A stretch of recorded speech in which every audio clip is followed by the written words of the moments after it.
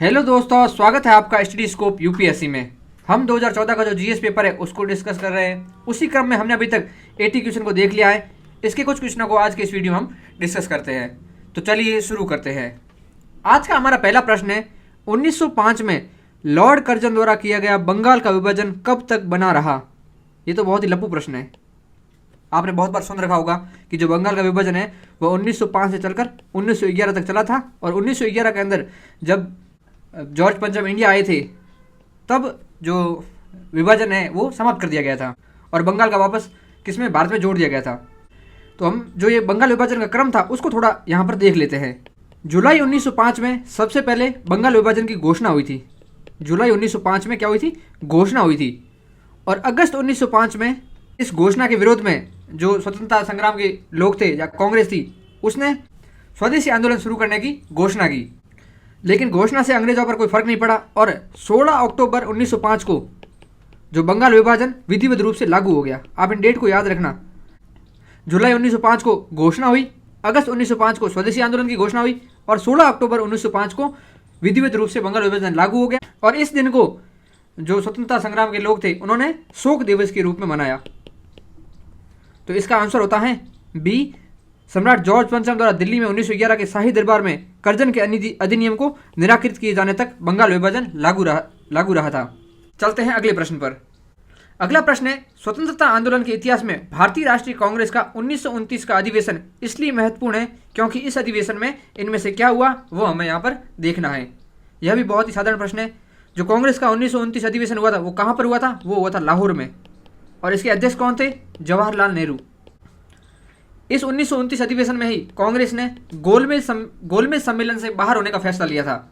जो गोलमेज सम्मेलन फर्स्ट हुआ था उसमें कांग्रेस शामिल नहीं हुई थी। इसका फैसला इसी सम्मेलन में लिया गया था।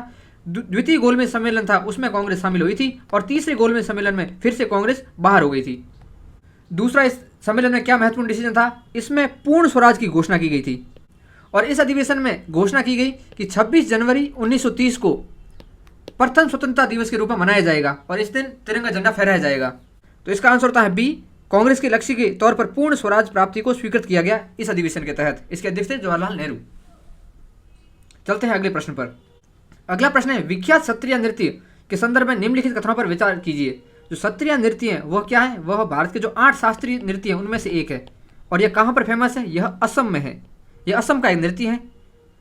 इसे फेमस किया था या इसे स्थापित किया था शंकरदेव, जो वैष्णव संत थे। कहाँ पर, असम में, शंकरदेव।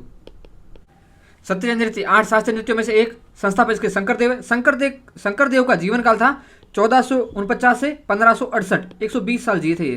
तो कब प्रश्न आ जाए कि शंकरदेव अकबर के समकालीन थे या नहीं थे, बिल्कुल थे। अकबर का राज्यारोहण कब हुआ था, 1556 में, और इनकी मृत्यु हुई थी 1568 में। तो लोधी वंश आ जाए या फिर बाबर आ जाए, हुमायूं आ जाए, अकबर आ जाए, सभी इनके समकालीन थे। ये चीज़ यूपीएससी पूछता है। और इन्होंने अंकिया नाट और भवना को प्रस्तावित किया था। ये क्या है, ये दोनों लोक नाटक कलाएं हैं। कहाँ की, असम की। और अंकिया नाट और भवना में ही सत्रिय नृत्य को किया जाता है, प्रदर्शित किया जाता है। शंकरदेव ने एक साहित्यिक भाषा की रचना की थी जिसका नाम था ब्रिजावली। अब ब्रिजावली थी, ब्रिज नाम आ रहा है इसमें, तो आप ऐसा मत समझ लेना कि इसका जो व्याकरणिक आधार था वो ब्रिज भाषा था। इसका व्याकरणिक आधार था मैथिली, जबकि इसमें जो भाषाई विशेषताएं थी वह ब्रिज भाषा के समान थी। शंकरदेव ने एकाशरण धर्म, जो नव वैष्णव धर्म था एक, जिसकी स्थापना की थी। यह इनकी मुख्य बातें हो गई। और जो भारत के 8 शास्त्रीय नृत्य हैं उनको हम थोड़ा देख लेते हैं। भरतनाट्यम है तमिलनाडु से, कथकली है केरला से, कुचिपुड़ी आंध्र प्रदेश से, ओडिसी ओडिशा से, मोहिनीअट्टम केरला, कथक उत्तर प्रदेश, सत्रिया असम और मणिपुरी मणिपुर से। अब हम देखते हैं प्रश्न को। प्रश्न में पहला पॉइंट है, सत्रिया संगीत, नृत्य और अभिनय का एक सम्मिश्रण है। इसी के दौरान जो अभिनय किया जाता है उसी का नाम भवना होता है, भवना या अंकिया नाट। तो पहला पॉइंट हो जाता है सही। दूसरा पॉइंट है, यह असम के वैष्णवों की शताब्दियों पुरानी जीवंत परंपरा है। बिल्कुल है, शंकरदेव असम के अंदर शताब्दी पुरानी है जो वैष्णव धर्म से संबंधित थे। तीसरा पॉइंट है, यह तुलसीदास, कबीर और मीराबाई द्वारा रचित भक्ति गीतों के शास्त्रीय रागों तथा तालों पर आधारित था। यह पॉइंट गलत है। इनमें तुलसीदास, कबीर और मीराबाई के भक्ति रागों से इसका कोई संबंध नहीं था। इसको आप जियोग्राफिकल रूप से भी एलिमिनेट कर सकते हैं, क्योंकि जो तुलसीदास, कबीर और मीराबाई थे उत्तर भारत में थे, जबकि सत्रिया डांस पूरी भारत असम में फेमस था। तो आंसर होता है आपका बी, 1 और 2। चलते हैं अगले प्रश्न पर। अगला प्रश्न है, शक संवत पर आधारित राष्ट्रीय पंचांग या कैलेंडर का जो चैत्र प्रथमा है वह ग्रेगोरियन कैलेंडर पर आधारित 365 दिन के सामान्य वर्ष की निम्नलिखित तिथियों में से किस एक रूप में तदनुरूप होगी। यहाँ पर डेट है 22 मार्च अथवा 21 मार्च, 15 मई, 31 मार्च और 21 अप्रैल। इसका आंसर होता है ए 22 मार्च। जो कैलेंडर देखते हैं मूलतः जो चैत्र वर्ष की शुरुआत कब होती है, 22 मार्च के आसपास होती है, होली इन्हीं दौरान होती है। जैसे इस बार कब है, 15 मार्च को स्टार्ट होगा, तो ऐसे कर सकते थे, लेकिन यहाँ पर एक 31 मार्च भी है जो इसके करीब है। 15 मई और 21 अप्रैल को आप वैसे भी एलिमिनेट कर सकते थे। अब और ज़्यादा पास में कौन है होली के इस मतलब ग्रेगोरियन कैलेंडर में, तो 22 मार्च होता है, तो इसको हम ऐसे एलिमिनेट करके कर सकते हैं। अब यहाँ पर पंचांग की बात आई है कैलेंडर की, तो कैलेंडर को हम एक बार थोड़ा देख लेते हैं कौन कौन से कैलेंडर है फेमस। एक आता है आपका कली संवत, जो शुरू होता है 3102 ईसा पूर्व में। ऐसा माना जाता है कि द्वापर युग का अंत इस समय हुआ था और कलयुग की शुरुआत हुई थी। दूसरा है विक्रम संवत, 5657 ईसा पूर्व में इसकी शुरुआत मानी जाती है। शक संवत 78 ईस्वी में इसकी शुरुआत हुई थी। शक संवत से ये मत समझना कि इसे शकों ने शुरू किया था, यह बिल्कुल गलत पॉइंट है, इसे कुषाणों ने शुरू किया था, याद रखना आप। और यह भारत का क्या है, राष्ट्रीय कैलेंडर है। इसे 1957 में राष्ट्रीय कैलेंडर के रूप में घोषित किया गया था। एक आता है कलचुरी संवत, जिसे ईश्वर सेन ने शुरुआत किया था, जो चेदी राजवंश से संबंधित थे। यह 248 से 249 ईस्वी में शुरू हुआ था। पांचवा था आपका गुप्त संवत। गुप्त संवत की शुरुआत की थी चंद्रगुप्त फर्स्ट ने, और यह 319 से 20 ईस्वी में शुरू हुआ था। तो इसका आंसर होता है ए। चलते हैं अगले प्रश्न पर। अगला प्रश्न है भारत की कला व संस्कृति के इतिहास के संबंध में निम्नलिखित युग्मों पर विचार कीजिए। यहाँ पर 3 पॉइंट हैं, इनमें से कौन से सही वो हमें देखने हैं। पहला है बुद्ध के महापरिनिर्वाण की एक भव्य प्रतिमा, जिसमें ऊपर की ओर अनेकों देवी संगीतज्ञ तथा नीचे की ओर अनेक दुखी अनुयायी दर्शाए गए हैं। इसके सामने अजंता। दूसरा पॉइंट है प्रस्तर पर उत्कीर्ण विष्णु के वराह अवतार की विशाल प्रतिमा, जिसमें वह देवी पृथ्वी को गहरे विक्षुब्ध सागर से उबारते हुए दर्शाए गए हैं। इसके सामने माउंट आबू। तीसरा है विशाल गोलासमों पर उत्कीर्ण अर्जुन की तपस्या गंगा अवतरण, इसके सामने मामलापुरम। इनमें से कौन से सही वो हमें देखने हैं। तो जो इसका आंसर होता है वो होता है सी 1 और 3।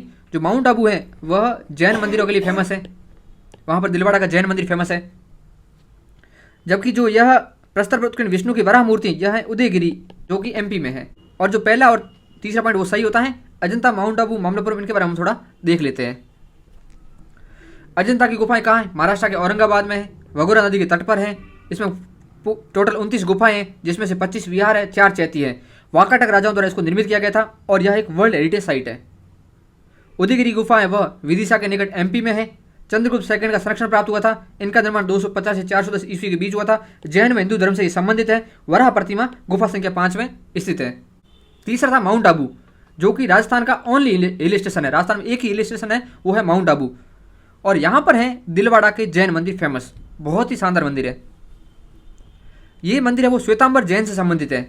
इनका निर्माण कराया था विमल शाह व वस्तुपाल ने।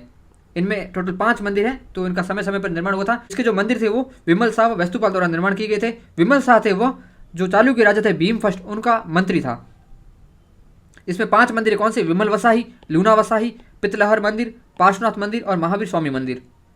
तीसरा वहाँ पे था एक मामलापुरम, जिसे महाबलीपुरम के नाम से भी जाना जाता है। मामलापुरम या महाबलीपुरम सौर मंदिर समूह के लिए फेमस है, सौर मंदिर के लिए, जिन्हें वर्ल्ड हेरिटेज साइट में भी शामिल कर रखा है। यह तमिलनाडु के मामलापुरम महाबलीपुरम में स्थित है। निर्माण इनका पल्लव राजा नरसिंह वर्मन ने कराया था, जिनका राज सिंह नाम भी फेमस है। चट्टान को काटकर बनाए गए थे मंदिर, यानी कि यह रॉक कट आर्किटेक्चर है। यूनेस्को वर्ल्ड हेरिटेज साइट में इनको जोड़ा गया था 1984 में। सौर मंदिर समूह में मुख्यतः 2 मंदिर है, एक भगवान शिव से संबंधित है, दूसरा भगवान विष्णु से संबंधित है। भारत का पहला हरित ऊर्जा पुरातात्विक स्थल यही है, सौर मंदिर समूह। ये इंपॉर्टेंट है, 2023 में ही बना था हरित ऊर्जा पुरातात्विक स्थल भारत का पहला, इसलिए यह इंपॉर्टेंट हो जाता है थोड़ा। तो यहाँ इसका आंसर होता है सी। चलते हैं अगले प्रश्न पर। अगला प्रश्न है गदर क्या था। गदर एक मूवी थी जिसमें सनी देओल था। ऐसा नहीं है, गदर था एक क्रांतिकारी समूह, गदर पार्टी थी, जिसे बनाया था लाला हरदयाल ने। कब, 1913 में यह औपचारिक रूप से घोषित हुई थी। और इसका जो हेडक्वार्टर था वो था सैन फ्रांसिस्को में, यानी कि जो यूएसए गए थे भारत के लोग, प्रवासी थे, उन्होंने मिलकर इस समूह का या इस पार्टी का निर्माण किया था। तो इसका मुख्यालय था वो कहाँ था, सैन फ्रांसिस्को में, जो कि कहाँ, यूएसए में। भारतीयों का एक क्रांतिकारी संघ जिसका प्रधान कार्यालय सैन फ्रांसिस्को में था, ये इसका आंसर है। गदर पार्टी की औपचारिक घोषणा हुई थी 1913 में। लाला हरदयाल व सोहन सिंह भकना इसके मुख्य जो बनाने वाले थे, उनमें नाम है। हेडक्वार्टर था सैन फ्रांसिस्को हो गया। गदर पार्टी से पहले यूएसए में 2 संगठन और फेमस थे। इसमें था, एक था स्वदेश सेवक ग्रह, दूसरा था यूनाइटेड इंडिया हाउस। स्वदेश सेवक ग्रह था वो वैंकूवर में था और यूनाइटेड इंडिया हाउस था सिएटल में। 2022 या 23 में इसके सदस्यों के बारे में सीधा पूछा था यूपीएससी ने, तो इनके नाम एक बार देख लेते हैं। भाई परमानंद, विष्णु गणेश पिंगले, सोहन सिंह बकना, भगवान सिंह हरदयाल, तारकनाथ दास, भगत सिंह बिंड, करतार सिंह सराभा, मोहम्मद बरकतुल्ला, गुलाब कौर, रास बिहारी बोस, जो कि इसके एक फेमस सदस्य हैं जिन्होंने आईएनए की स्थापना में सुभाष चंद्र बोस की हेल्प की थी। यह प्रवासी भारतीयों का एक संगठन था। कामागाटा मारू प्रकरण था, कब हुआ था? 1914 के अंदर, जिसमें एक जहाज कहाँ गया था? कनाडा गया था, उसको वहाँ पर एक्सेप्ट नहीं किया था, फिर वापस इंडिया आया था, कोलकाता, वहाँ पर कई लोग मारे गए थे, उससे संबंधित है। वह कामागाटा मारू प्रकरण इसी पार्टी से संबंधित है। जो गदर पार्टी है वह एक पत्र प्रकाशित करती थी जिसका नाम था गदर पत्र, जिसकी भाषा तो उर्दू थी लेकिन लिपि थी गुरुमुखी। चलते हैं अगले प्रश्न पर। अगला प्रश्न है, भारत की संस्कृति और परंपरा के संदर्भ में कलारी पट्टू क्या है? कलारी पट्टू एक मार्शल आर्ट है। मार्शल आर्ट है कहाँ पर? केरला के अंदर। कलारी है, इसका मतलब होता है जहाँ पर इस मार्शल आर्ट की प्रैक्टिस की जाती है। तो यह होता है, यह एक प्राचीन मार्शल कला है और दक्षिण भारत के कुछ हिस्सों में जीवंत परंपरा है, केरला में मुख्यतः। अब मार्शल आर्ट आए हैं तो जो भारत की मेजर मार्शल आर्ट है उनको हम थोड़ा देख लेते हैं। ये रही भारत की mainly martial art. Kalaripayattu Kerala में, थांगटा मणिपुर, सिलंबम तमिलनाडु में, गटका पंजाब में, स्क्वाय कश्मीर में, मर्दानी खेल महाराष्ट्र में है, कुश्ती या मल्ल युद्ध उत्तर प्रदेश में, लाठी है बंगाल में। ये कुछ मेजर जो भारत के पारंपरिक मार्शल आर्ट है।